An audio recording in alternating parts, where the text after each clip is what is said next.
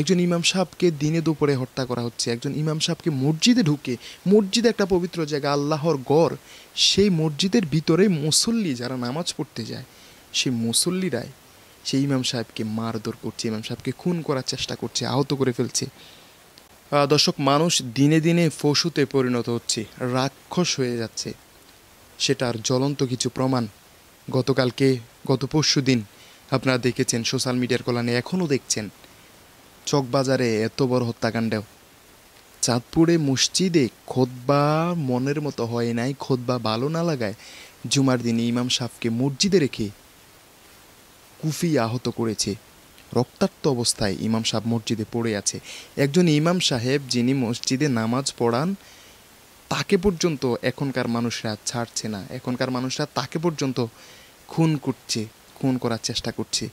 দর্শক, আপনারা অবশ্যই অবগত আছেন, চাঁদপুরের একটা মসজিদে ইমাম সাহেব, যিনি অনেক বিজ্ঞ আলেম, অনেক বড় আলেম, তিনি খুতবা পড়েছেন। মুসল্লির সেই খুতবা মন মতো হয় নাই, কিংবা ভালো লাগে নাই, বা যেই কোনো একটা রিজন আছে, সেই কারণে ইমাম সাহেবকে কোপানো শুরু করেছে। ইমাম সাহেবের এই সাইড কান এবং এই সাইড মাথা নিয়ে সব কিছু একদম ঝাঁঝরা হয়ে গেছে। আপনারা দেখেছেন অনেকগুলো সেলাই করা হয়েছে। মানে পৃথিবীর অবস্থা কি হয়ে দাঁড়িয়েছে, বিশেষ করে বাংলাদেশের অবস্থাটা কোথায় গিয়ে দাঁড়িয়েছে। একজন ইমাম সাহেবকে দিনে দুপুরে হত্যা করা হচ্ছে। একজন ইমাম সাহেবকে মসজিদে ঢুকে, মসজিদ একটা পবিত্র জায়গা, আল্লাহর গড়, সেই মসজিদের ভিতরে মুসল্লি যারা নামাজ পড়তে যায়, সেই মুসল্লিরাই সেই ইমাম সাহেবকে মারধর করছে, ইমাম সাহেবকে খুন করার চেষ্টা করছে, আহত করে ফেলছে। পৃথিবীর অবস্থাটা কোথায়? এই ইমাম সাহেব, যিনি কিনা সকলের নেতা, সকলে যাকে মানেন, একতেদায় তুই বিহাজাল ইমামকে মেনে জেনে তার পিছনে একতেদা করে সেই ইমামকে পর্যন্ত আহত করছে, সেই ইমাম সাহেবকে পর্যন্ত মেরে ফেলার চেষ্টা করছে। বাংলাদেশের পরিস্থিতি। আরেকজন ইমামকে তো আমরা দেখেছি মেরেই ফেলেছে, রইসুদ্দিনের কথা বলছি, নারায়ণগঞ্জের একটা মসজিদের ইমাম।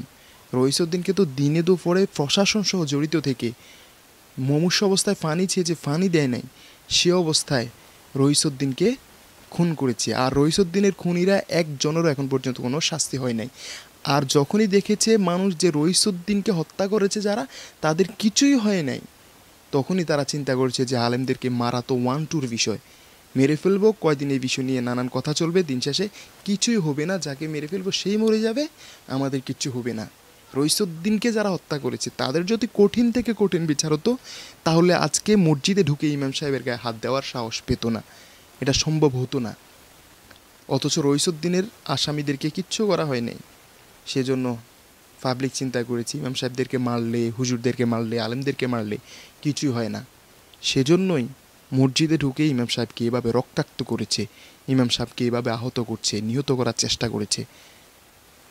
পৃথিবীর অবস্থা কোথায়, যেখানে একজন ইমাম সাহেব আল্লাহর কাছে শ্রেষ্ঠ মানুষ, এবং ও আলেম ওলামাদের ব্যাপারে রাসূল সাল্লাল্লাহু আলাইহি ওয়াসাল্লাম বলেছেন, আল ওলামা ওয়ারাসাতুল আম্বিয়া, অথচ সেই আলেমদেরকে দিনে দুপুরে মসজিদের ভিতরে রেখে মেরে ফেলা হচ্ছে, মসজিদের বাহিরে সর্বসাধারণ বেইজ্জতি করে মেরে ফেলছে।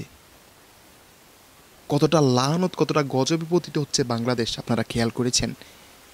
এভাবে চলতে থাকলে বাংলাদেশ তো খুব শীঘ্রই আল্লাহর গজবে ধ্বংস হয়ে যাবে। যেভাবে চলছে, যেভাবে আইয়ামে জাহিলিয়াতে সে বর্বরতা চলছে, এভাবে চলতে থাকলে এই বাংলাদেশ খুব শীঘ্রই ধ্বংস হয়ে যাবে, খুব শীঘ্রই আল্লাহর কঠিন থেকে কঠিনতর গজবে পতিত হবে। মানুষ এত হিংসাত্মক হচ্ছে কেন? মানুষ এত পশুর মতো হয়ে যাচ্ছে কেন? তার বিবেকে এটা ধরে না যে এটা মসজিদ, একজন ইমাম সাহেব। আমার কোনো সমস্যা হলে বা আমার বুঝতে ভুল হলে আমি ইমাম সাহেবকে জিজ্ঞেস করি, 10 জনকে নিয়ে ইমাম সাহেবকে নিয়ে বসি, জিনিসটা ক্লিয়ার করি। সেটা না করে ডিরেক্ট ইমাম সাহেবকে আহত করতে হবে, মেরে ফেলতে হবে, এটা কীভাবে সম্ভব? দর্শক, বাংলাদেশের বর্তমান পরিস্থিতি আপনার কাছে কেমন মনে হচ্ছে? ভবিষ্যৎ পরিস্থিতি কেমন মনে হচ্ছে?